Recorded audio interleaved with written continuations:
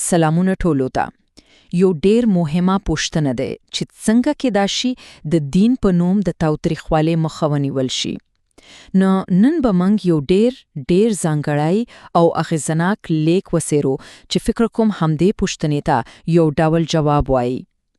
دا لیک یو وسلوال جنګیالي ته استولی شوی او په زړه پورې خبره ده چې دا لیک د مذهبي استدلال په کارولو سره د افراطیت بنسټونه ننګوي. نو راځئ چې یو ځای په دې موضوع کې لږ ژور لاړو شو. ها نو زموږ د نن ورځې بحث به داسې وي. لومړی به د لیک په مرکزي نظریې خبرې وکړو، بیا به یې څلور ډیر مهم او ځواکمن دلیلونه یو په یو وڅېړو او په پای کې به وګورو چې لیکوال خود بحث په کومې اغېزناکې غوښتنې سره پای ته رسوي. خو نو راځه چې پیل یې کړو. د لیک لومړی او تر ټولو مهمه خبر څه ده؟ دا د نیت او عمل ترمنځ په اړه کې راڅرخي.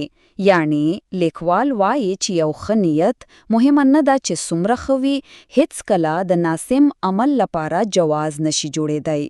او هم دا هغه نقطه ده چې د ټول بحث بنیاد جوړوي. دلته د لیکوال استدلال په اصل کې پیل کیږي.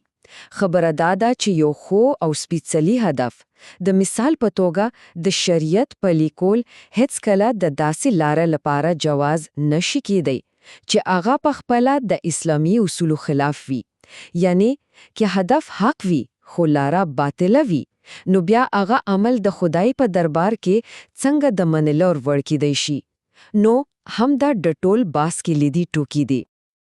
خو او سرازو د لیک لومړی او تر ټولو ځواکمن دلیل ته دا برخه په یوې ډېرې حساسې موضوع تمرکز کوي: د مسلمانانو د وژنې په اړه د اسلام روښانه او کلک دریځ. واو، دا حدیث پرشته هم انسان فکر کولو ته اړ باسي. دا په ډاګه کوي چې اسلام د یو انسان ژوند ته څومره زیات درناوی لري. ان دومره چې د کعبه شریفې چې د ټولو مسلمانانو لپاره تر ټولو سپیڅلو ځای دی، په پورته له هم د یو مؤمن د وینې حرمت زیات ګڼي. دا یو ډېره درنه خبره ده. دلته کې د قرآن کریم په دې آیت سره نور هم پیوړی کیږي. فکر کوئ دلته د یو انسان وژل د ټول بشریت له وژنې سره برابر ګڼل شوی دی. دا یوازې د مسلمانانو خبره نه ده، دا د انساني ژوند د ارزش په باره کې یو نړیوالي او ډېر روښانه پیغام دی. نو لیکوال په ډېر مستقیم ډول دا پوښتنه مطرح کوي: که د یو مومن وینه دومره سپیڅلې وي، نو بیا د هغو بېګناه خلکو، نارینه‌وو، ښځو او ماشومانو د وینو ځواب بختای ته څنګه ورکول کیږي چې په بازارونو کې په بمي چاودنونو کې وژل کیږي؟ دا یو داسې تضاد ده چې ځواب ورکول ورته واقعاً ډېر ګران دي او هر څوک فکر کولو ته اړ باسي.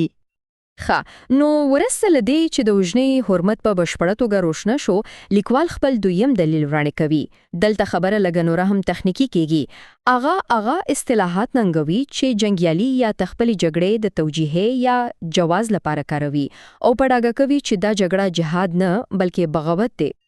مخکې له دې چې وړاندې لاړ شو، د دې برخې د پوهېدو لپاره د تکفیر په اصطلاح پوهېدل ډیر اړین دي. تکفیر څه ته وایي؟ دا په ساده ټکو کې هغه عمل دی چې یو څوک بل مسلمان ته کافر یا له دینه وتلی وایي. لیکوال وایي چې له دې اصطلاح څخه د سرتیرو او دولتي چارواکو د وژلو لپاره د یوې وسیلې په توګه ناوړه ګټه اخیستل کیږي، په داسې حال کې چې دا کار پخپله یو لوی ګناه دی. او دلته په دې جدول کې یو ډیر مهم توپیر روښانه کیږي. لیکوال د عالمانو د اجماع یا یوې خلې خبرې پر بنیاد استدلال کوي چې په یو مسلمانه خاوره کې وسلوال پاچون جهاد نه بلکې بغاوت دی. راځي چې وګورو. جهاد ځانګړي شرایط لري، دفاعي بنا لري او د حاکم اجازه ته اړتیا لري. خو د دې په مقابله کې بغاوت یو غیر مجاز پاچون دی چې یا صرف فتنه او فساد رامنځته کوي او اسلامی امت له دننه کمزوري کوي. راځئ اوس دریم حقیقت ته لاړ شو. په دې برخه کې لیکوال د جنګیالیو یو لویه ادعا ننګوي. هغوی ځانانه اسلحه کوونکي بولي، خو لیکوال دا ادعا د دوی د کړنو له اصلي پایلو سره پرتله کوي. او د دې ننګونې لپاره لیکوال یو ډېر ځواکمن قرآني آیت راوړيږي. او کله چې د دې ته وویل شي چې په زمینه کې فساد مکو، دی وایي موږ خو اصلاح کوونکي یو. دا آیت په ډیر ښکارېډو وایي چې ځینې خلق د اصلاح په نوم فساد خپروي خو دوی پخپله په دې نه پوهیږي یا ځانونه نه پوهیوي. نو دلته لیکوال یو ډیره سخته او تیزه پوښتنه کوي. آیا واقعاً د ښځو ورانول، د عالمان وژل او د یو مسلمان هیواد د پوش کمزوري کول د اصلاح کار دی؟ کې دا د فساد کار دی چې خلک له دین څخه نور هم لرې کوي. دا پوښتنه په ډاګه کوي چې د جنګیالیو کړنې څنګه د دوی له اعلان شوی هدف سره سل په سل کې په ټکر کې دي. د دې پر ځای چې خلک اسلام ته راجلب کوي، دا ډول کړنې خلک له دینه زړه توري کوي. نو د دې برخې پایله یا خلاصه ډیره ساده او روښانه ده. لیکوال ټینګار کوي چې د اسلام خدمت د خلکو په وژلو نه کیږي بلکې د زړونو په ګټلو کیږي. دا په اصل کې د اصلاح د مفهوم په اړه یو پشپړ بل لید وړاندې کوي. او اوس راځو څلورم او وروستی دلیل دی. دا دلیل د لیکوال شخصي نظر نه دی بلکې دا د دینی عالمانو په پریاوي اجماع یا یووالي باندې ولاړ دی. دا په اصل کې د جنګیالیو د کړنو پر وړاندې د ټولو امت د عالمانو یو پیاوړی غږ دی. دلته د یو یا دوو عالمانو خبره نه ده. دا د 800 خرزیاتو 800 دینی عالمانو متفقه پریکړه ده. دا دومره لیا اجماع د لیکوال ټول استدلال ته ډیر زیات وزن ورکوي او ښیي چې د جنګیالیو کړنې د اسلامي شریعت له نظره په څومره کلکه توګه ناسمې دي.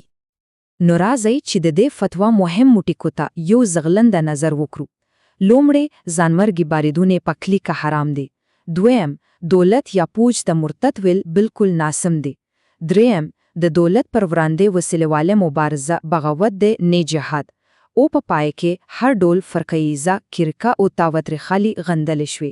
نو لکه چې کم شوینو د فتوا دا ټوکی د لیکوال ټول دلایل تایید وي او دا روښانوي چې دا د یو شخص نظر نه بلکې د علماو د یو ویلای ډلې متفقه رائے دی. او آس د ټولو دلایلو وروسته لیکوال خپل باس د پایکی په یو ډیر شخصي او احساساتي غوښتنې پای ته رسوي. د غوښتنه مستقیم جنګیالي ته متوجهه ده. دا ورستی جمله په اصل کې د ټول لیک روح دی. خپل وسله د خپل مسلمان ورور پر وړاندې نه بلکې د خپل نفس او جهالت پر وړاندې وکاروه. نو دلته جنګیالي ته یو روښانه انتخاب ورکل کیږي. جنگ د خپل ورور پر وړاندې او کې د خپل ځان د ناپاورۍ پر وړاندې. دا پرشتیا هم یو ډیره اغیزناکه او د فکر وړه پایله ده چې هر څوک د مبارزې د اصلي ماهیت په اړه فکر کولو ته هڅوي. اصلي دشمن څوک یا څه شی دی؟